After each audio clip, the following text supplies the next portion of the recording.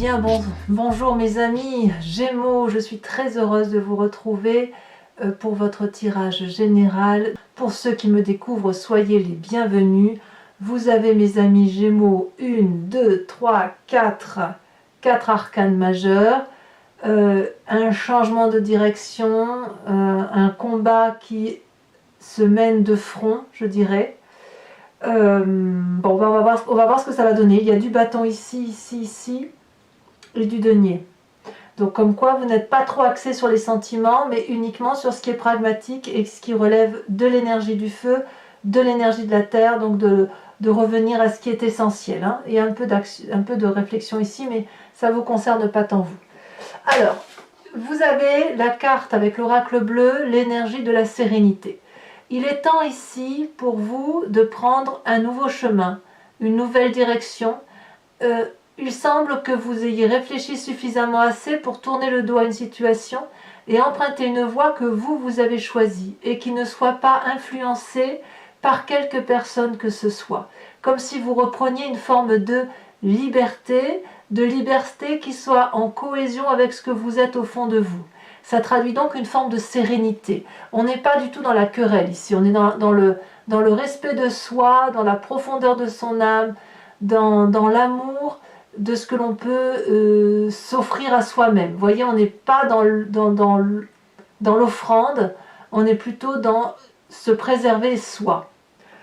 L'énergie avec laquelle vous rentrez avec le tarot, des guides, des druides, des dragons celtiques, c'est la 3 de bâton. Vous êtes particulièrement organisé, structuré. Vous mettez bien les objets dans leur tiroir, vous devez équilibrer absolument tous les éléments qui vous entourent. On voit ces deux dragons dans l'air, tous les deux à égalité. Regardez, ils sont reliés. Ils tiennent chacun un bâton, troisième bâton que l'on retrouve dans la terre. Donc il y a une connexion entre l'air et la terre, une connexion entre le feu, l'air et la terre aussi. Et puis il y a également cette eau. Donc vous voyez, il y a tous les éléments qui sont autour de vous qui font effectivement que vous devez bien ranger chaque émotion, chaque situation dans des cases qui leur sont affectées, et il est possible que vous vous structuriez justement pour savoir quelle est la voie que vous voulez emprunter. Vous avez besoin de ça et c'est une bonne chose pour vous, bien évidemment.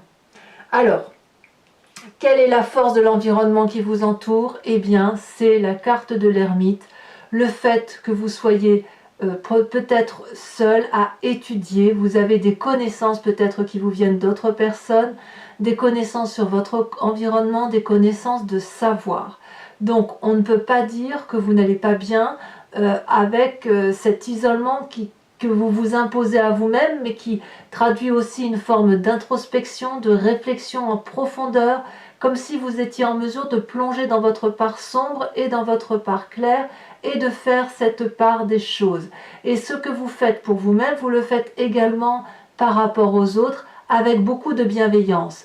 Quand on a cette carte de l'ermite et de l'apprentissage, on est dans l'objectivisme et non pas dans la subjectivité qui consisterait à dire « j'ai le sentiment que ». Or non, là on analyse, on pose des formules, on les compte, on calcule, on réfléchit, on observe, on est un peu naturaliste également à ses heures perdues. Voilà. Et ça, donc plus vous structurerez dans ce que vous étudiez, mieux ce sera pour vous. Quel est l'environnement défavorable? C'est la 7 de denier. Apparemment, comme ça se présente là, pour moi la 7 de denier c'est la carte de l'investissement, du fait qu'on a laissé, qu'on a planté une graine, que la graine a germé, ça a fait un pouce et que ce pouce on le met dans la terre, voyez, pour que ça puisse prendre une ampleur et que ça puisse se proliférer pour sa descendance. Ici la 7 de denier, puisque c'est dans votre environnement défavorable, elle pourrait traduire qu'il va y avoir un manque d'argent dans quelques temps, une difficulté, on vous demande peut-être un peu plus d'argent que ce que vous n'avez, et vous auriez alors tendance peut-être à vous replier sur vous-même et à vous contenter de ce que vous avez, auquel cas c'est pas forcément une bonne chose, parce que ça va vous empêcher de vous ouvrir l'esprit, d'aller voir ailleurs, d'aller boire un verre avec des amis, d'aller offrir des fleurs à quelqu'un que vous avez envie, enfin je dis tout et rien, ou d'aller au cinéma, que sais-je. Donc attention à cette 7 de denier, ne pensez pas que de rester dans votre grotte Oui pour les études, hein, oui pour l'apprentissage, oui pour l'introspection, le savoir, la connaissance, mais non s'il faut se contenter de ce que l'on a et de ne pas être en mesure de s'ouvrir un peu, de sortir de ce petit... de ce petit endroit sécuritaire où l'on est, dans une forme de zone de confort, parce qu'à un moment donné, s'il y a des problèmes d'argent, ça va vous rattraper, ça c'est sûr. Si vous pensez investir, avoir suffisamment d'argent pour investir sur l'avenir, apparemment, c'est pas le bon moment de penser ça. Alors, le fait que vous vous structuriez et que vous apprenez beaucoup de votre environnement, donc vous donne une forme de sérénité, ça c'est certain, et ça va jusqu'à traduire une force incroyable dans votre présent. Cette force incroyable traduit, si vous voulez, qu'il y a une domination de son environnement, une domination qui se fait par la sagesse. Cet apprentissage-là que vous faites, que ce soit sur vous-même et sur votre environnement, quelle que soit la façon dont vous le faites, vous donne une grandeur d'âme, une grandeur, une force spirituelle qui dépasse l'entendement. Vous pouvez absolument tout dompter, vous êtes un peu les maîtres du jeu pour le coup, et on voit très bien effectivement ce dragon qui est plein de feu en lui, qui vous pourrait cracher sa flamme sur le visage de cette personne, et elle ne le fait pas parce que il a comme le souffle coupé, il est aussi en confiance, il sait très bien que il pourrait très bien se cracher du feu, mais que vous, en retour, vous êtes en mesure aussi de rendre beaucoup de coups. Donc vous voyez là, on est dans un rapport de force et d'énergie entre deux personnes qui est relativement équilibré et qui se passe par le respect, par l'honnêteté, par la... je dirais, comme si vous aviez dompté l'ennemi par la sagesse et par la gentillesse. Aussi bien ce dragon est nourri, et en contrepartie, le fait d'être nourri, cette personne ne sera pas dévorée. Voilà ce que ça veut dire. Donc là, vous avez une parfaite maîtrise de votre environnement. La seule chose, à mon avis, que vous ne contrôlez pas, c'est l'aspect financier. À voir après comment on approfondira sur Vimeo si c'est ça qui ressort. Ben oui, mais en même temps, on ne peut pas être super serein, super en réflexion, et en même temps penser à l'argent, ça paraît un peu incohérent, effectivement. Dans votre inconscient, vous, ce que vous voulez, c'est l'amour. Retrouver cet état de béatitude que l'on a quand on est dans une relation amoureuse. Cette alchimie, cette fusion qui doit s'opérer entre deux personnes. L'amoureux, si vous regardez bien cette carte, ici, ce sont deux dragons. Un qui est de terre, l'autre qui est dans l'eau. Mais l'un et l'autre sont complètement différents, mais ils s'attirent de façon chimique. Ça ne s'explique pas, c'est ainsi. Alors c'est difficile parce qu'on est dans les sciences quantiques là, hein, si on veut aller jusqu'au bout du raisonnement. C'est comme une attirance. Les deux événements se voient et à partir du moment où ils se voient, ils peuvent fusionner et ne former qu'un. Et il me semble, mais peut-être que vous ne le savez pas, mais c'est au fond de vous, dans votre moi profond, vous êtes littéralement à la recherche de votre opposé, de votre complémentarité également, de ce qui vous attire et que vous n'avez pas. Voilà ce qui se passe au fond de vous. Donc, ma foi, c'est un beau message d'espoir, un beau message d'amour, surtout quand on sait ce que l'on est et qu'on sait le chemin que l'on doit prendre. C'est très encourageant. D'où vous venez? Quelle est cette part du passé qui remonte, qui fait que vous êtes dans cette énergie-là? La mort. Il est certain que mes amis Gémeaux, donc pour ceux, il y a peut-être des gens qui ont perdu physiquement effectivement des personnes, ça, dans un passé plus ou moins lointain, forcément des êtres chers, ça arrive à tout le monde. Mais cette mort-là, j'ai l'impression que c'est vous qui avez à un moment donné changé de peau, changé d'état, comme si vous, de la petite chenille, vous étiez devenu un papillon, vous avez grandi, vous avez mûri, vous avez réfléchi, et peut-être que on vous a empêché dans votre passé d'être ce papillon et de vous déployer de toutes vos ailes. Et c'est ça qui revient. Et c'est pour ça qu'aujourd'hui, vous êtes dans cette quête d'amour-là, parce que vous avez dû rater une étape de votre passé qui consistait à grandir, mais vous savez, on est tous pareils, on passe par exemple de la petite enfance à l'enfance, de l'enfance à l'adolescence ou la préadolescence, et on avance par cycle comme ça. Et vous, de votre passé, il y a un cycle là qui ressort, qui ne s'est pas fait normalement ou qui s'est fait que trop bien, et qui malheureusement a fait que il y a eu une étape perdue là qui s'est un peu emmêlée par rapport à cette nécessité de retrouver cet inconscient amoureux, cette fusion amoureuse. Fusion bien évidemment très difficile à avoir et à obtenir dans la réalité de la vie. Mais quand même dans votre inconscient à vous, c'est une quête réelle, profonde et sincère. Alors, de tout ce que je viens de vous dire, comment votre futur s'appréhende? Eh bien, c'est la 5 de bâton. La 5 de bâton, là, vous allez rééquilibrer les rapports de force avec d'autres personnes qui vous entourent et vous allez les rééquilibrer de façon à être dans une relation équilibrée. Vous ne voulez plus qu'on vous impose quoi que ce soit. Vous voulez, vous, rester maître de votre vie, maître de vos actions, vous entraîner à la lutte s'il le faut. Vous allez, je dirais, presque vous perfectionner dans la lutte. Vous allez peut-être même acquérir une forme de manipulation. On le voit très bien avec cette force ici et cette organisation qui est là. J'ai l'impression que l'apprentissage que vous avez, que vous faites de la vie, c'est pour mieux vous armer dans votre vie, pour mieux comprendre l'autre et pour mieux aller dans la direction que vous voulez aller. Comme s'il fallait laisser de côté tout ce qu'il y a lieu de laisser et partir sur un chemin tout en poussant gentiment les gens qui vous pourraient entraver votre route. Parce que vous avez décidé d'aller dans une direction, et pour aller dans cette direction, il va falloir vous organiser, il va falloir vous structurer, il va falloir apprendre, il va falloir... Vous êtes tellement en quête d'amour qu'il va falloir impérativement que vous alliez le chercher. Mais vous avez cette force pour le faire, et il est possible que vous le trouviez. On verra dans le temps comment ça se traduira. Dans votre état d'esprit, comme je vous disais, vous avez la 3 de bâton, mais vous avez aussi la 3 de denier. Vous êtes dans le détail, dans la créativité. Vous êtes en train de peaufiner, de faire de la joaillerie. Vous êtes en train de dessiner contre une porte 3 pentacles. Les 3 pentacles, c'est la porte des secrets, celle qui mène à la vérité, celle qui mène à la sécurité.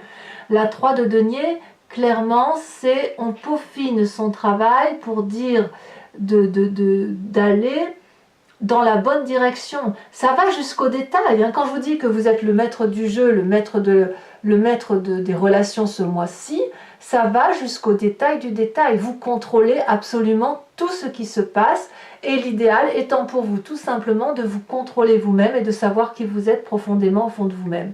Vous avez une quête, la quête de l'amour, et vous devez aller faire cette introspection intérieure en vous toute seule. Vous ne pouvez pas le faire avec quelqu'un d'autre que vous-même, évidemment. L'influence de la famille et des amis, ici c'est la reine de bâton qui ressort. La reine de bâton, ça peut être un signe de feu, bélier, lion, sagittaire.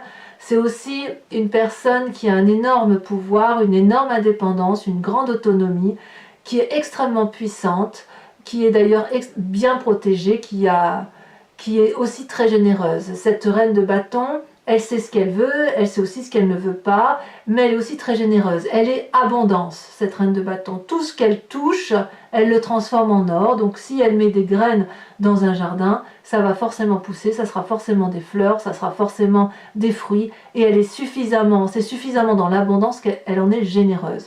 Donc vous avez quand même peut-être autour de vous une personne qui est de ce signe de feu.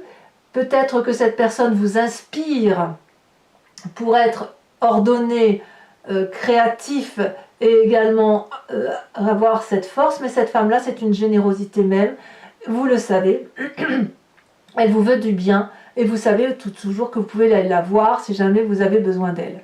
Est-ce que vous allez le faire? C'est pas évident parce que moi je vois vraiment quelqu'un qui tourne le dos à une situation et qui veut se trouver elle-même. Voilà.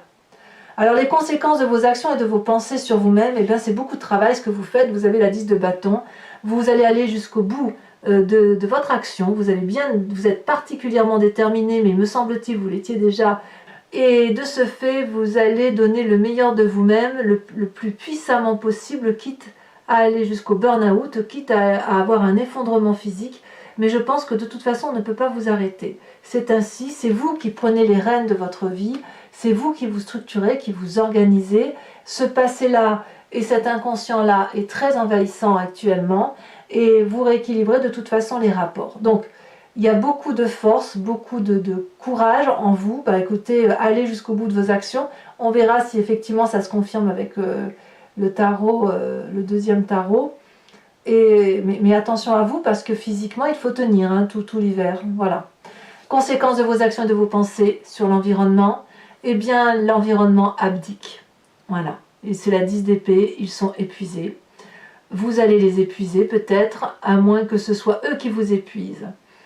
Cette 10 d'épée, on voit qu'il y a eu pas mal de bagarres, les gens se sont bien affrontés, ça c'est clair, et puis maintenant on est au bout du rouleau intellectuellement, on est déprimé, on abdique, vous savez, c'est ça.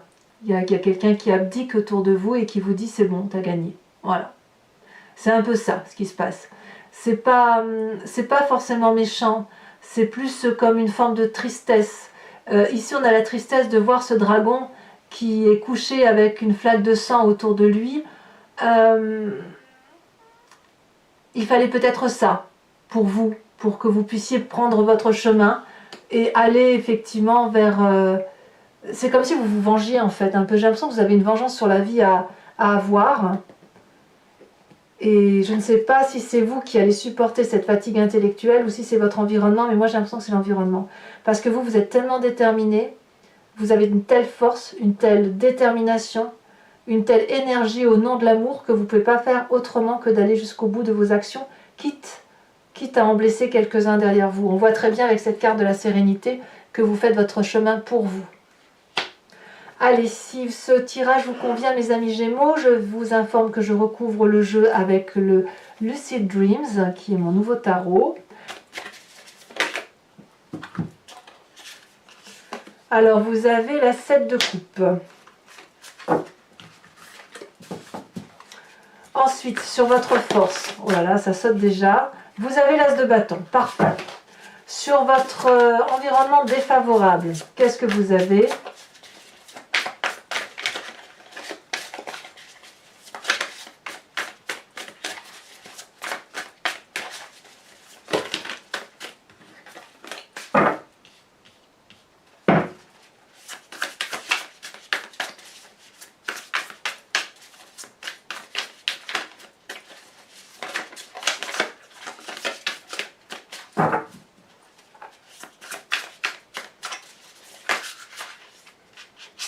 On a la page de bâton. Ensuite, sur votre force, qu'est-ce qu'on a?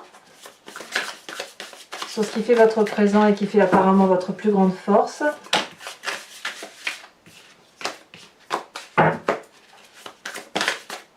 Le chariot. C'est donc parfait. Vous maîtrisez vraiment ce que vous faites dans votre vie, hein, dans votre présent du moins. Dans votre inconscient, avec la carte des amoureux, elle a déjà tombé. On a l'ermite, vous voyez? Ermite ici, ermite là. Donc on voit bien que dans votre inconscient, comme dans votre environnement, ce qui compte pour vous, c'est cette quête de l'amour. Hein. Tout ça, c'est au nom de l'amour, hein, quand même. Alors votre passé avec cette mort, qu'est-ce qu'on a? Alors on a deux cartes qui sont tombées, je vais vous les mettre. On a l'as de pentacle et on a la page de coupe. Sur votre futur, avec la 5 de bâton, c'est déjà tombé. On a la roi d'épée. Je ne suis pas surprise. Hein. Je vous disais que vous étiez presque dans la... Je ne vais pas dire la manipulation, mais presque quoi. Vous êtes dans le commandement suprême de tout ce que vous avez l'intention de faire. Dans votre état d'esprit, avec cette 3 de denier,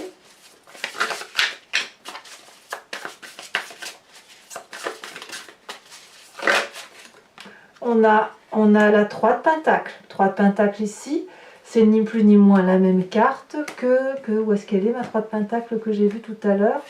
Et bien c'est la même, elle est là. C'est la même carte. Alors j'en remets une, bien évidemment. Ça prouve quand même que vous êtes vraiment jusque dans le détail du détail du détail. Hein. Vous avez ici la 10 de coupe. Ça c'est très bien. C'est toujours au nom de l'amour avec vous. Hein. Alors sur votre famille et vos amis avec cette magnifique reine de bâton, vous avez la 10 de pentacle. Donc il y a quand même de la bienveillance. Il y a de la bienveillance. Sur les conséquences de vos actions et de vos pensées, sur vous-même. Allez, qu'est-ce qu'on va avoir? On a la 3 de bâton. 3 de bâton ici, 3 de bâton là. Pour vous dire, hein, comme quoi les cartes se croisent. Hein. Et enfin, conséquence de vos actions et de vos pensées sur l'environnement, la 4 de Pentacle. Ouais. Faites attention quand même à votre environnement, hein. Ne le chahutez pas trop parce qu'à mon avis, ça va vous retomber dessus, hein, ça c'est sûr. Je vous rajoute une carte.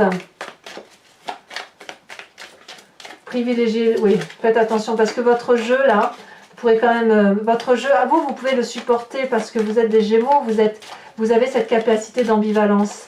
Mais ceux qui vous entourent ne l'ont pas forcément. Tout le monde n'a pas la capacité, si vous voulez, d'être dans ce yin et ce yang permanent, dans des zones de grise.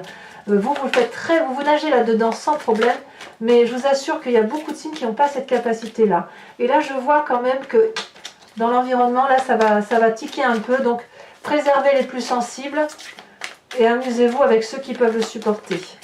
Allez, on avance avec l'oracle bleu. Enfin, quand j'ai amusez-vous... Oh, le pouvoir. Vous voyez comme quoi je vous dis? Vous voyez? C'est bien ce qui ressort en fait. Bon, ben soit, hein, mes amis Gémeaux, si vous êtes les maîtres du jeu, admettons, c'est ainsi. Je vais regarder les cartes, je vous prie de m'excuser. Voilà. Voilà, je pensais que ça allait tomber, mais en fait, non, il n'y en avait pas qui était tombé, donc c'est bizarre. Allez, pensez à une question précise et je vais y répondre avec le grand jeu de Mademoiselle Lenormand.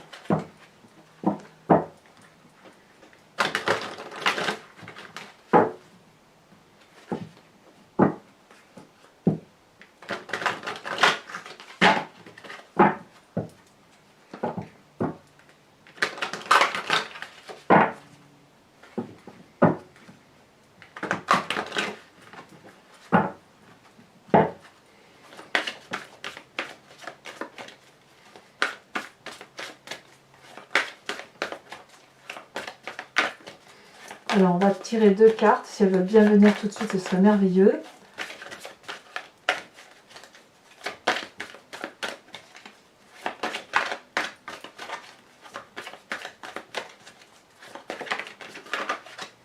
On en a une ici qui est la 9 de carreau.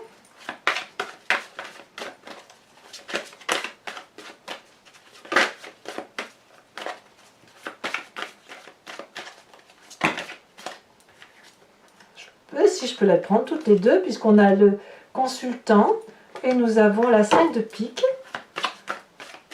Nous avons ensuite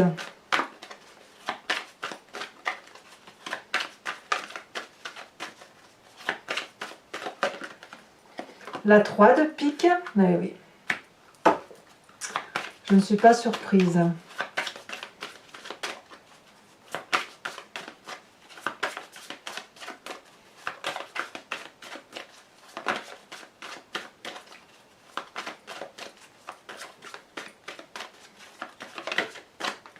Nous avons la 4 de pique. Eh oui, je ne suis toujours pas surprise.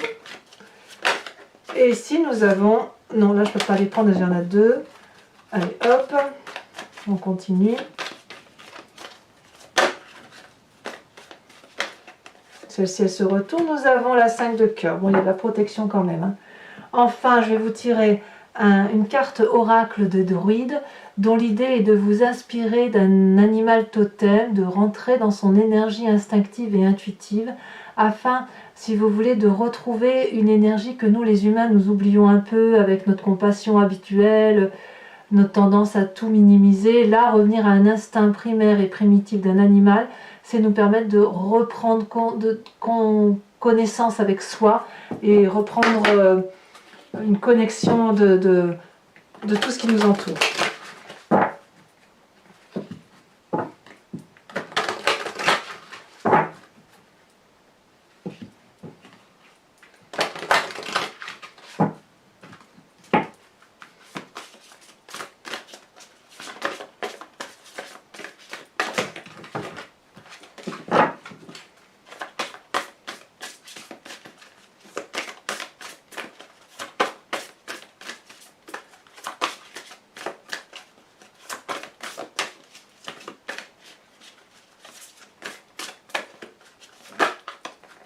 On vous propose de vous inspirer de l'animal faucon.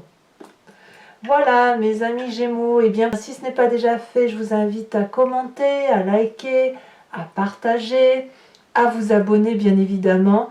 Je vous fais de gros bisous mes amis Gémeaux. Bisous bisous.